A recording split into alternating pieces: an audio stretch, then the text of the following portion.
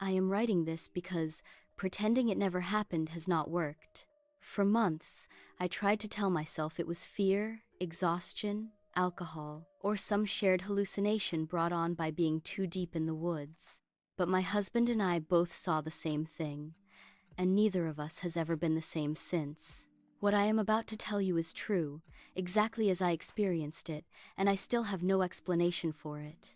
Last fall, my husband Nigel and I decided to go camping to reconnect. Life had been loud lately, full of work, stress, phone screens, and constant noise. He suggested Red River Gorge, Daniel Boone National Forest in Kentucky, about which he had read online. With secluded sandstone cliffs, lush woods, and fewer crowds than national parks, it was a perfect opportunity to appreciate nature. Red River Gorge is known for its dense hardwood forests, where trees grow tall and eerily uniform in some hollows. It offers deep isolation just minutes away from access roads. I told myself it will be good for us. We arrived in the late afternoon. While my husband started setting up the tent, I volunteered to collect firewood. I walked around the campsite picking up dried tree branches. The dry leaves crunched under my boot when I noticed something ahead of me. I spotted a gunny sack lying near the tree line. I was not getting a clear view from the distance, as it almost blended into the background. It was positioned oddly, though, not tossed carelessly, but placed. I stared at it for several seconds, then forced myself to look away. People leave things behind all the time, I told myself. Returning to the tent, I mentioned it casually to Nigel. I said that there was some kind of sack lying out there. Nigel barely reacted. He said it was probably trash left by previous campers and went back to hammering tent stakes into the ground. Seeing him unbothered, I too brushed it off. As the sun set, the force changed. The temperature dropped suddenly and the sounds grew sharper. The chirping of crickets accompanied by howls of the coyotes created a chilling atmosphere around. As Nigel marinated the chicken to roast for dinner, my eyes constantly darted to the tree at that gunny sack. The moonlight illuminated weirdly enough. We lit the campfire as darkness settled in. The fire helped, throwing warm light across our small clearing. I opened drinks and played soft music. Nigel cooked the chicken, unaware of the worries clouding my mind regarding the sack. Minutes later, he came close, and we cuddled near the fire. I tried to focus on the moment, on my husband's laughter, on the crackle of burning wood. Still, every time the fire flickered, my eyes drifted toward the trees. That was when I noticed something was wrong. The sack was not where it had been before. It was moved closer. Not dramatically close, but close enough that the change was noticeable once I compared it to the surrounding tree. "Hey, do you think it moved?" I asked Nigel while pointing at the sack. He stared at it for a few seconds, then told me he cannot spot the difference. Seeing me thinking about it, Niall joked that the booze and darkness were playing with my head. I wanted to believe him, so I did. We enjoyed a tasty dinner and watched the fireflies behind the bushes. It was a magical moment, and for a while, I almost forgot about the Genai sack. We made love by the firewood and eventually went to the tent to get some sleep. I do not recall how long I was asleep, but I woke up with the urge to relieve myself. I grabbed a flashlight and stepped a short distance away from the tent. The beam of light swept across the ground and I froze. Drops of sweat dripped down my forehead. Even in that cold, the sack was now less than 15 meters away. The light revealed details I had not seen before. The fabric was stiff in places, darkened by stains. At first I thought it was mud, but then it hit me. The stains were of dried blood. I started breathing heavily. My legs shook so badly I had to grab the tent wire. I ran back to the tent and woke my husband in a panic. I told him we had to leave immediately. When he saw the sack for himself, his expression changed completely. There was no dismissing it now. He told me to pack up quietly and quickly because there was no way we were going to check it like those stupid characters from horror movies. We shoved things into bags and began to leave. I was walking as fast as I could, and so was Nigel.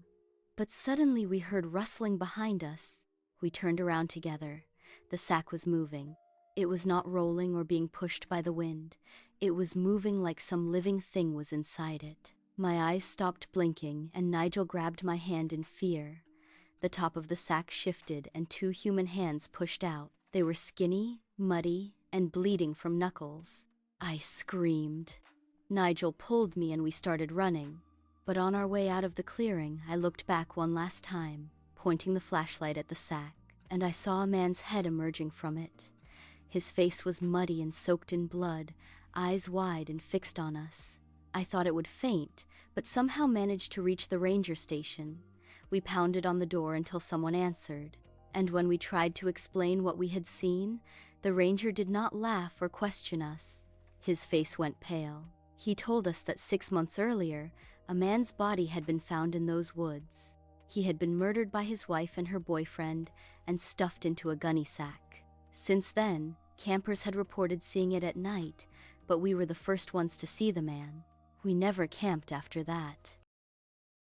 Every time I think about that night, my hands shake. I want to make it very clear that this is not a campfire story I heard from someone else. This happened to me exactly as I am telling it.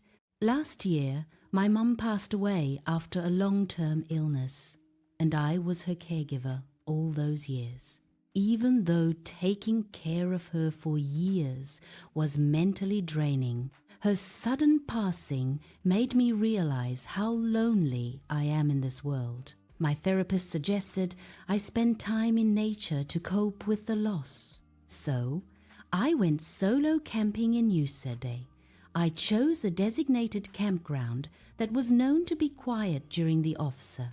I checked in, followed the rules, and set up my tent before sunset. That evening felt peaceful in a way that is hard to describe. I watched the sky fade from orange to deep blue. Pine trees stood like dark silhouettes against the stars. I cooked a simple meal, sat near my small lantern, and listened to the forest settle. Somewhere far away, water rushed over rocks. Insects chirped steadily. I remember thinking how soothing it felt, how alive the forest seemed without being threatening. By around 11, the cold crept in. I zipped my tent closed, turned off my headlamp amp, and lay in my sleeping bag, enjoying the ambiance. The forest at night is a totally different world altogether. I heard a night owl hooting from a nearby tree and wondered if it felt as lonely as me. I drifted off, listening to the woods and remembering the pale, smiling face of my mum in her last days. I woke up at around 2:00 the morning. At first, I thought I heard a sound coming from inside my head, like a dream bleeding into reality. Then I heard it again and understood that I was fully awake. There was whispering outside my tent, and it was not of one person, it was two. One voice was calm, steady, and controlled. The other was shaky, rushed, and panicked. They were close enough that I could hear the soft scrape of boots on dirt between their words. Dread rushed down my spine. I forced myself not to move. I heard the calm voice very clearly say, "Not this one. But she's alone, and that makes things much easier." The other voice responded quickly, almost desperately. Every part of me went rigid. I focused on slowing my breathing because I suddenly felt sure that any sound I would make would give me away. My mind scrambled for explanations, but none of them made sense. Rangers do not whisper like that. Campers do not stand outside someone else's tent at 2:00 the morning discussing whether to approach them. Who are these people? After a pause, the calm voice spoke again. I said, "No. Why do you make everything so difficult? She will not fight. There's no one else here." I pressed my hand against my mouth because I was on the verge of crying. Whoever these people are, they are planning to hurt me, maybe kill me, or even worse than that.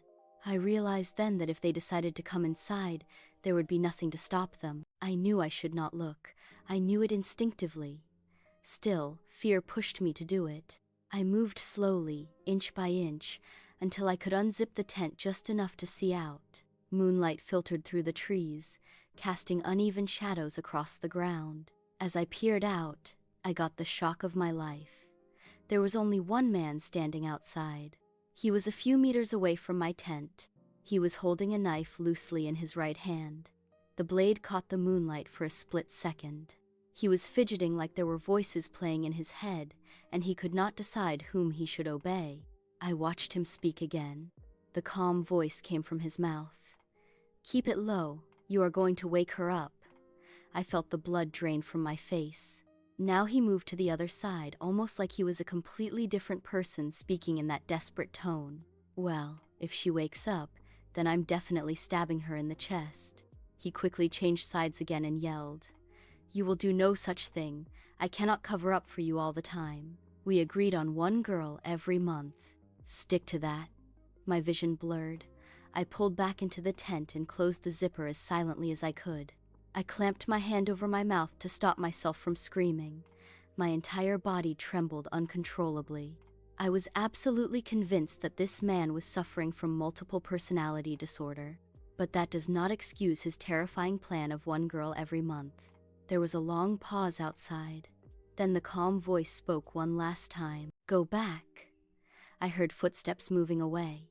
He moved slowly, deliberately, crunching softly through the leaves. I stayed frozen, listening long after the sound faded. I did not move. I did not cry. I simply waited, counting my breaths, horrified that he might jump in, unzipping my tent at any moment. For the next hour, I lay there in complete silence. Every sound made my heart jump. At one point, far off in the woods, I heard him whistling creepily. It was an ominous tune echoing strangely through the trees. I reached for my phone with shaking hands and dimmed the screen as low as it would go. I texted campground security, shared my location, and prayed the message went through. I did not dare make a call. Eventually, headlights cut through the trees.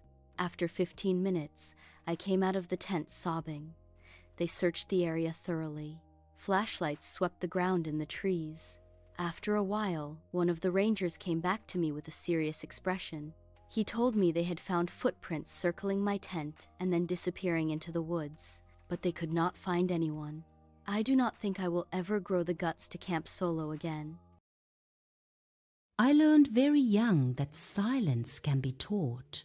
I was a teenager when someone of my own, a family member, crossed lines everyone pretended did not exist, and I was told to be quiet, to be respectful, and to stop imagining things.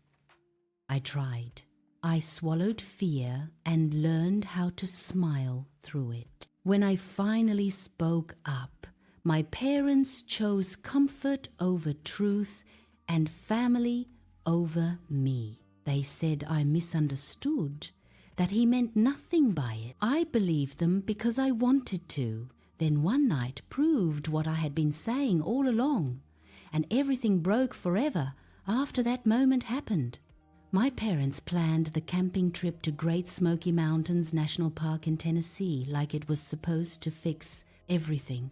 They said we needed family time, fresh air, and a break from phones and stress. I was actually excited at first. I had seen pictures of it online, the famous misty mountains and waterfalls.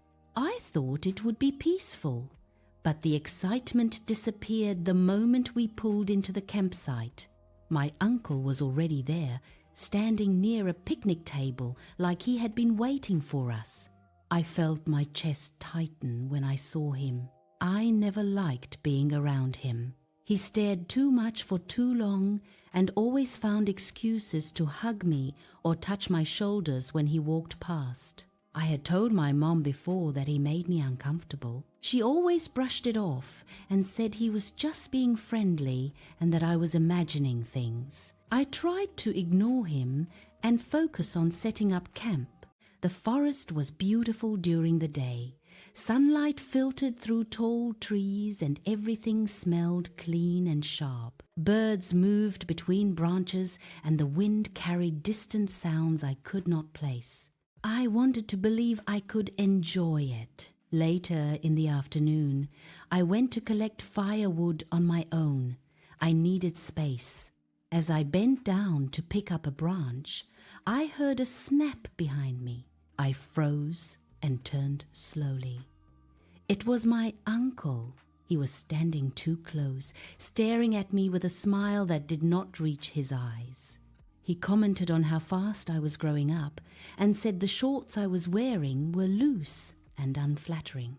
He told me I should try tighter clothes, bodysuits, and things that would suit me better. His voice made my skin crawl. Something in me finally snapped. Months of rage curled up in that 1 second, and I walked straight to him and slapped him hard across the face. The sound echoed in the trees. His expression changed instantly. I thought this would teach him a lesson, but instead, he started yelling, calling me disrespectful and ungrateful. He stormed off toward the campsite, leaving me shaking and terrified. When I told my parents what happened, they scolded me for no reason. They said I had insulted my uncle and caused unnecessary drama. My uncle left a few seconds later, and my parents fought the entire evening, drowning everything in booze. That night, I cried myself to sleep in my tent. The forest changed after dark. The warmth faded quickly, and the trees turned into tall black shapes pressing in from all sides. My parents were in a separate tent a short distance away. I lay awake listening to the night sounds, trying to calm myself. Around midnight, I heard footsteps. At first, I told myself it was an animal. Campsites were surrounded by wildlife after all. But the footsteps were slow and deliberate, circling my tent. I whispered my dad's name and called his phone. There was no answer. I realized then that my parents had passed out. I slowly unzipped my tent just enough to look outside. There was nothing there, just trees and shadows. The campsite looked normal. I told myself I was overreacting and zipped the tent closed. About 20 minutes later, I heard it again. This time, it was the sound of my tent zipper moving. That was when real fear hit me. Deep down, I knew who it could be. My hands shook as I grabbed my phone. I turned on the camera and started recording, holding it close to my chest. I remember thinking that if something happened, I needed proof. I needed someone to finally believe me. The zipper opened and my uncle's face appeared in the opening. He crawled into my tent, his voice low and angry. "Did you think you could get rid of me so easily?" "You were wrong." I started screaming as loud as I could. He lunged forward and clamped his hand over my mouth, trying to silence me. I bit down hard and he shouted in pain. He grabbed my arm and twisted it, hissing, "I've waited for this moment for so long, and there's no way I'm leaving tonight without fulfilling my desires." I kept calling for my parents, screaming for someone to hear my cry for help. My uncle brought his face closer to my ears, breathing hot air on my skin. I thought I was going to die, but then I heard my parents shouting my name. Flashlights flickered outside the tent. My uncle froze and cursed under his breath.